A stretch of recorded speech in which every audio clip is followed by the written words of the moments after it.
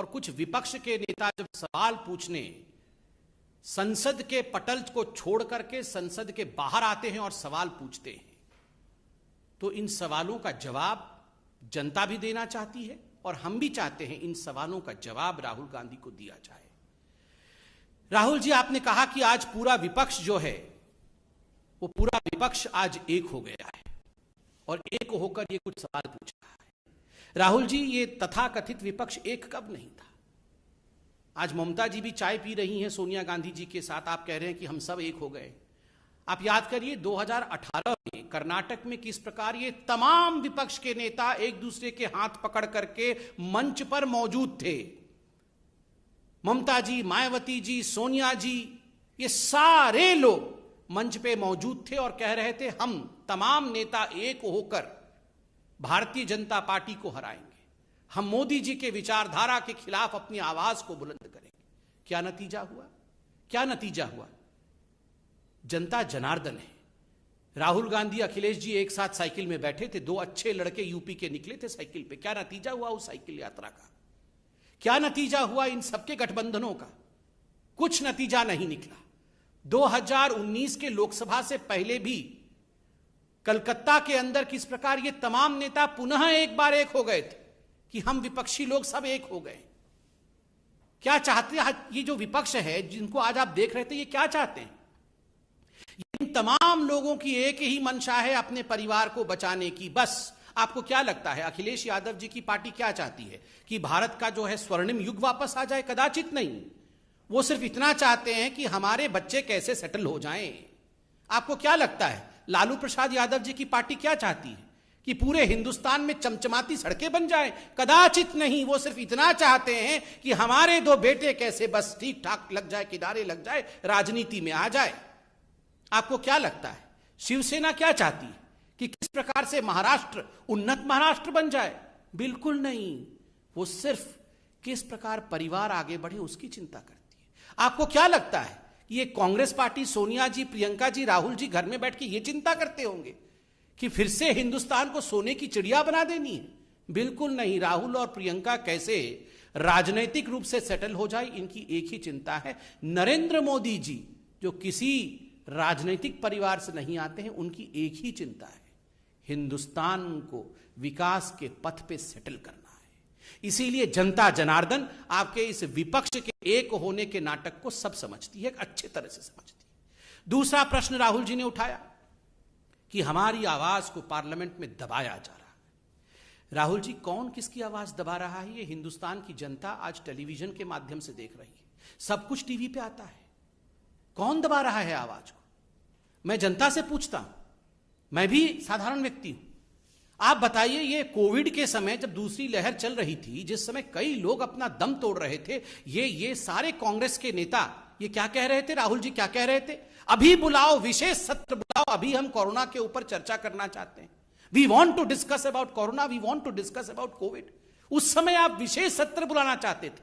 आज वास्तविक सत्र चल रहा है, उसमें एक दिन कोरोना के ऊपर चर्चा नहीं, एक दिन कोविड के ऊपर कोई चर्चा नहीं। जब आदरणीय प्रधानमंत्री खुद कहते हैं आप तीक्ष्ण सवाल पूछिए, कठिन सवाल पूछिए, हम जवाब देंगे, यही लोकतंत्र है, तो आप सवाल पूछते नहीं है कोरोना पे।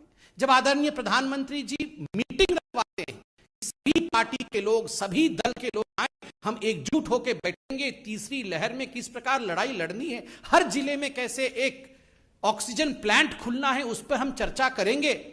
ये कांग्रेस वाले नदारत रहते हैं, उस समय वो दिखते नहीं है, वो उस मीटिंग का बहिष्कार करते हैं। जनता जनार्दन सब देख रही है राहुल गांधी। आज आप कह रहे हैं हमारे लिए पेगासस सबसे महत्वपूर्ण है। हमारे एक झूठे मुद्दे को, एक मैन्युफैक्चर्ड मुद्दे को आप कह रहे हैं कि ये हमारे लिए सबसे महत्वपूर्ण है, हमारे लिए कोरोना महत्वपूर्ण नहीं है। आप लोगों के जीवन के साथ खिलवाड़ कर रहे हैं। लोगों ने आपके कुछ सांसदों को चुना है और भेजा है, उन इलाकों के लोगों का जीवन भी महत्वपूर्ण है, उनके साथ खिलवाड़ करना उचित नहीं है, यह आपकी जिम्मेदारी नहीं है। आप जनता जनार्दन की आवाज को दबा रहे हैं पार्लियामेंट में। तीसरी बात, राहुल गांधी ने कहा कि उनके फोन में हथियार डाल दिया गया है, कि हमारे फोन में हथियार डाल दिया गया है। राहुल जी, हथियार डाल दिया गया है आपके फोन में, तो आप इतने दिन तक बैठे क्यों हुए? आपको पता है आपके फोन के अंदर हथियार है, आप हथियार निकालने के लिए फॉरेंसिक डिपार्टमेंट गए, आप पुलिस थाने में जाके हथियार निकालने के लिए एफआईआर किया आपने?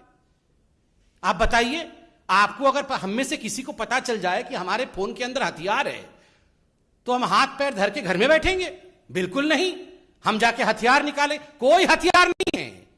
जो चीज है नहीं उसका हथियार बना करके पार्लियामेंट को रोकना, एक नॉन एग्जिस्टेंट इशू को इशू बना करके किस प्रकार वो हथियार के रूप में काम करे ताकि ये लोग पार्लियामेंट से नदारत रहे, ताकि असली मुद्दों पर चर्चा ना हो, ताकि पार्लियामेंट स्टॉल हो जाए, यही इनका हथियार है।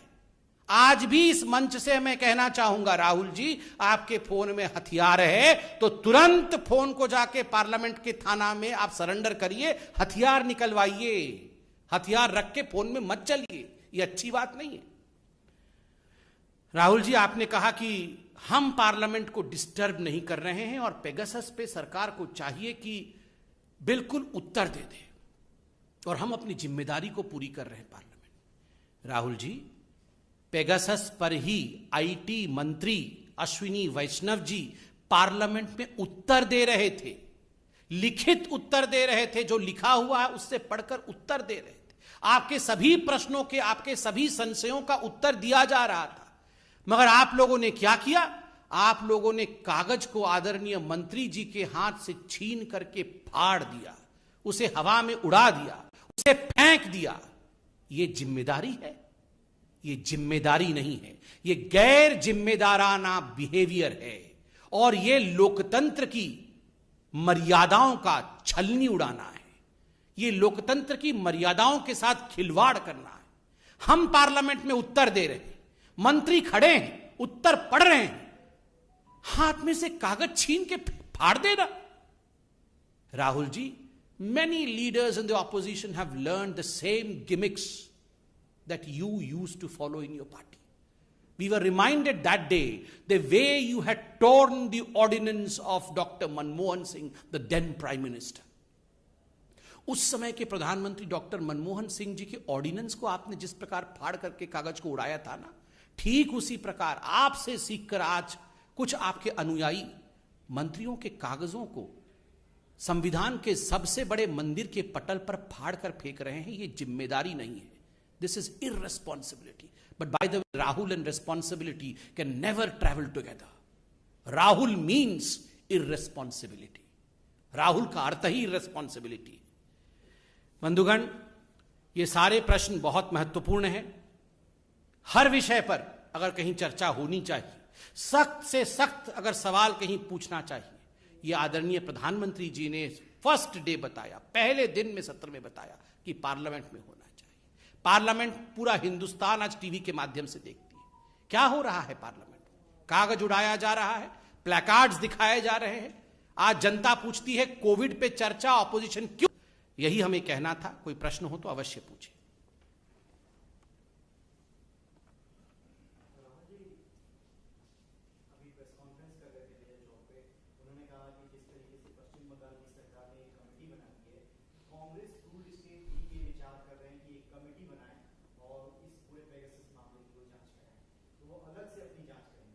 देखिए राहुल जी, अलग से जांच कराना चाहते हैं, उनके फोन के अंदर हथियार है, उसकी जांच कराना चाहते हैं तो सिंपल है बहुत। अपने फोन को फॉरेंसिक डिपार्टमेंट में दे दे, पुलिस में एफआईआर कराएं और कहें कि मेरे फोन में हथियार है। ये एफआईआर करते नहीं। आपके फोन में अगर हथियार होगा आप एफआईआर करेंगे ना? उनके फोन में हथियार है, वो बोल रहे हैं मैं जानता हूं मेरे फोन में हथियार है, मगर मैं कंप्लेंट नहीं करूंगा, केवल प्रेस कॉन्फ्रेंस करूंगा। ये कमाल की बात है। अगर मेरे फोन में हथियार होगा तो मैं प्रेस कॉन्फ्रेंस करने से पहले एफआईआर करूंगा, अपने फोन को पुलिस स्टेशन में दे के आऊंगा।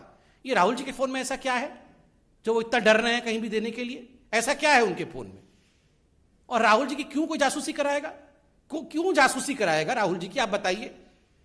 इनसे तो कांग्रेस पार्टी ही नहीं चल रही है, इनका कौन जासूसी कराएगा? क्या हो जाएगा? कौन सा ज्ञान मिल जाएगा इनका जासूसी करा करके? कोई किसी की जासूसी नहीं करा रहा है। इसको स्पष्ट रूप से मंत्री जी ने उत्तर दिया है। दुखद है कि उनके उत्तर को फाड़ करके फेंक दिया गया। और राहुल जी, आप जांच कराना चाहते हैं, अपनी फोन की जांच कराइए, जाके बिल्कुल जांच कराइए, स्वतंत्र देश है। लेटेस्ट खबरें पाने के लिए कल्याण टुडे चैनल को सब्सक्राइब करें और नोटिफिकेशन पाने के लिए बेल आइकॉन बजाएं।